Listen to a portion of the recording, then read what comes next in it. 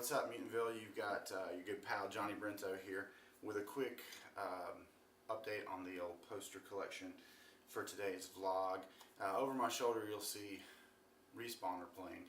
Today is day one in a 5-day countdown for the online free public release of Respawner.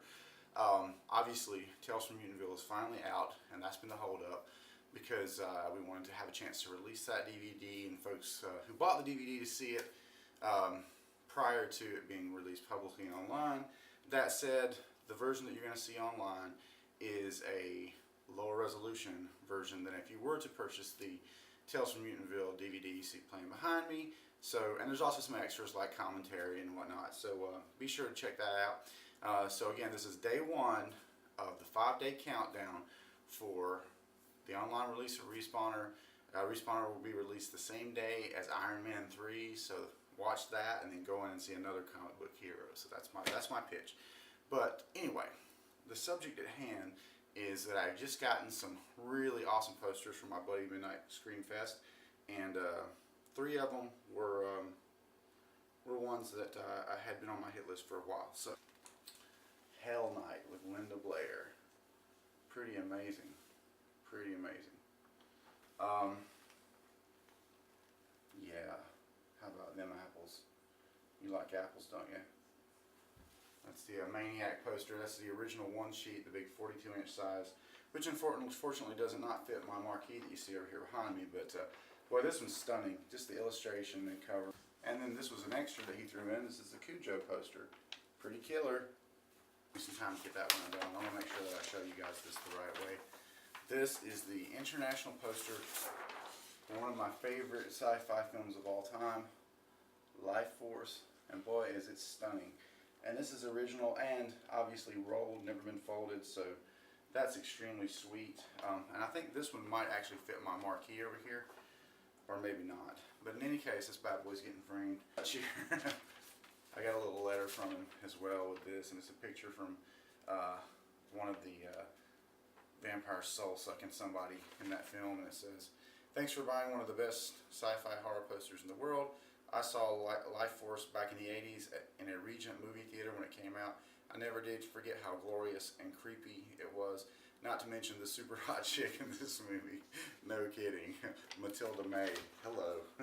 She walks around naked in about 90% of the movie, so it's pretty amazing. And then here's another one that was just kind of an afterthought because it was a good price and pretty rare, and it's for a totally badass movie. There are 2 reasons that I'll get a poster. One is I really connect with the art on some level, and maybe the film is not so great, or I've never even seen the film. Or the other is I have seen the film and it's really awesome and I want to commemorate it. And that's the case for this one, because this Countess Dracula poster. This is the German poster. Now this is one of about 3 that you'll see, but you see it's illustrated, and awesome chick with a huge rack right there and her hair kind of like creating a negative space in a really cool way. And then of course, I presume that's German for Countess Dracula on the tombstone there beside her. But look this up online. This is a really awesome poster, and definitely going to frame this one because it's a manageable, frameable size. It's not the huge size, so very, very excited about that one. And again, you know, I wasn't in a place to particularly, trying to avoid fold damage here.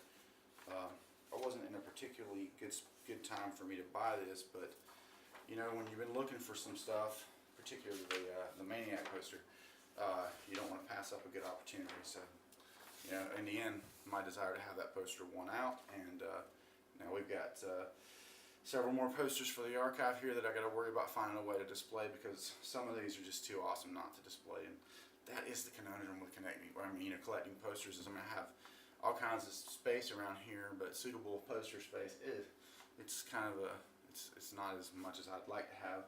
And I have a theater, so you know most folks aren't going to have that. It's just a small room.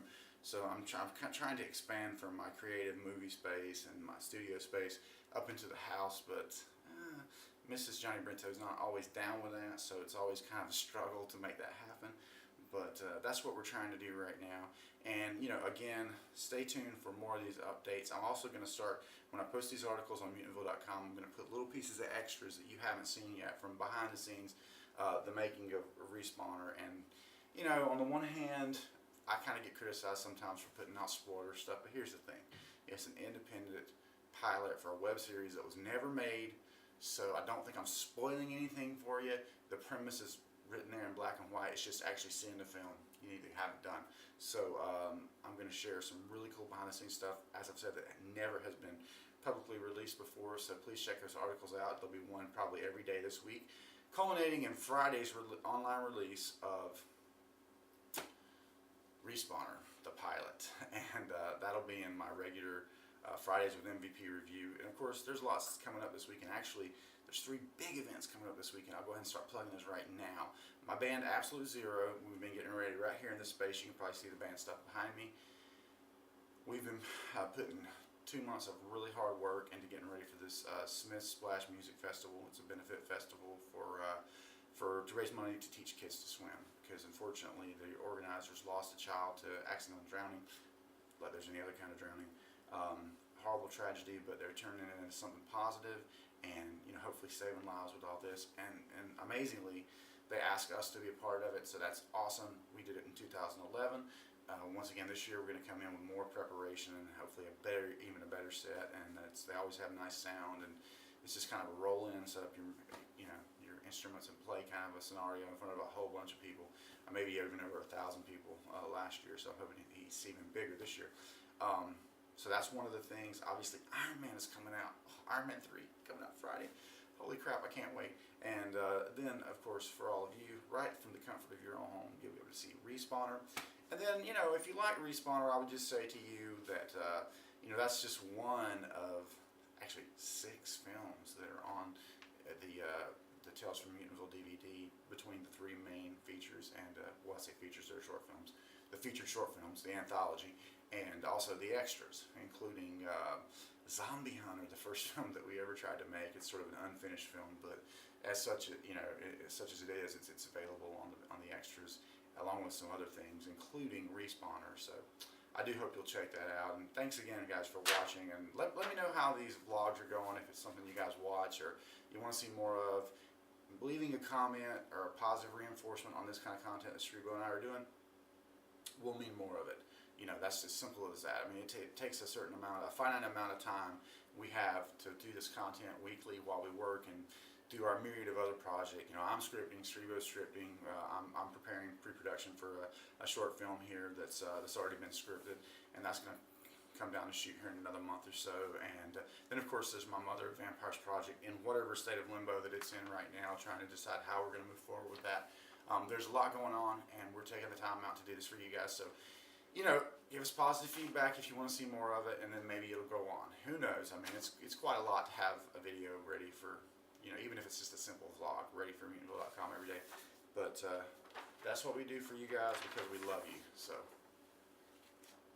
peace. See you next time on Brento's vlog. Don't want to call it Strebo-Rama or Brento-Rama. See ya. By some miracle, in a horrible oversight, almost forgot to talk about this poster, which was certainly not one that I was after. The title of the film is Antichrist, and of course that's not something that I would display on a regular basis, but it's a beautifully drawn, illustrated poster from a German, it's a German poster, I don't know if it's a German film. I'm guessing it's a foreign film by the names of the folks in it, but I think this is a highly sought after poster, which apparently is worth a lot more than I gave for it. There's some minor fold damage, and someone signed the back of it, so when it's backlit like this, you can actually see the writing on the woman's chest where the person signed it on the back, so that's unfortunate, but most folks won't probably backlight it, so it's still a nice piece and a nice addition to the collection. I can't wait to put the Countess Dracula poster up there and see how that looks, so check it out.